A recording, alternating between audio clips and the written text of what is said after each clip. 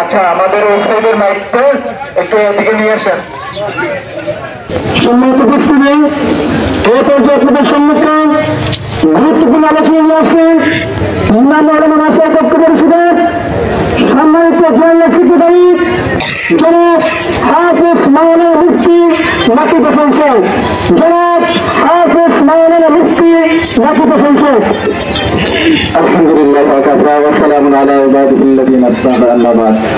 সম্মানিত হাজিরিন, আপনারা জানেন ভারতের সেই ধর্মগুরু রামগিরি যে ইসলামের মহানবী সাল্লাল্লাহু আলাইহি সাল্লামকে নিয়ে এবং আমাদের আম্মাজান আয়েশা সিদ্দিকা রাদিয়াল্লাহু তাআলা আনহা তার বয়স নিয়ে, বিবাহের বয়স নিয়ে কুরুচিপূর্ণ অসভ্য ভাষা ব্যবহার করেছে।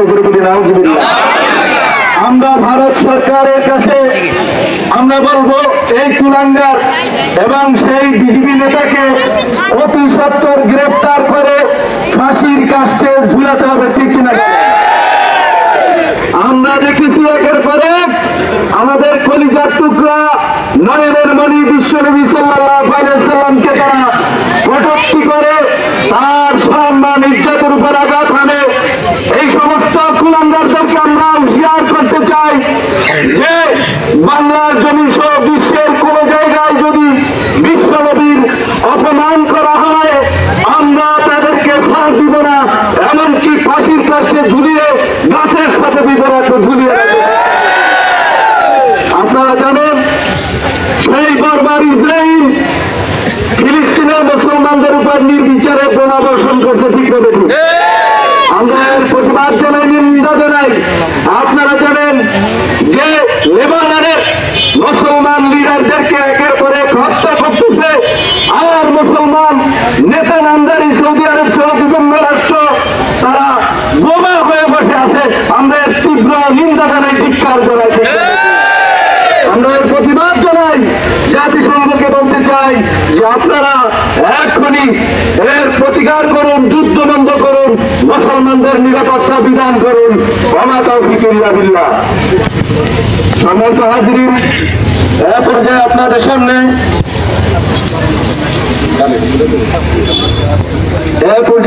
সামনে ওয়েদার খারাপের জন্য অনেককে আমরা দিতে পারতেছি না, এই জন্য দুঃখ প্রকাশ করছি। এ পর্যায়ে আপনাদের সামনে গুরুত্বপূর্ণ বক্তব্য রাখবেন আমাদের শ্রদ্ধাভাজন আলেমে দ্বীন, বিশিষ্ট ব্যক্তিত্ব, শিক্ষাবিদ জনাব হযরত মাওলানা নুরুল হক আজহারী দামাত বারকাতুহুল আলিয়া, প্রিন্সিপাল হুজুর উজিরপুর আলিম মাদ্রাসা, হযরতকে তার মূল্যবান বক্তব্য পেশ করার জন্য সবিনয় অনুরোধ জানাচ্ছি। আলহামদুলিল্লাহি রাব্বিল আলামিন, আসসালাতু ওয়াসসালামু আলা রাসূলিল কারীম। সম্মানিত উপস্থিতি, আজকের আমরা এই যে প্রতিবাদ সভা নিয়ে আসছি, আমাদের এক কথা এক দাবি যে এই কুলাঙ্গার দুইজনার যারা আমাদের নবী সম্পর্কে এবং আয়েশা সিদ্দিকা রাদিয়াল্লাহু তাআলা সম্পর্কে কুরুচিপূর্ণ কথা বলেছে, অসভ্যগিরি করেছে, আমরা তাদের ইন্ডিয়ার কাছে আমরা তাদের ফাঁসি চাই। কি বলে? ঠিক কিনা?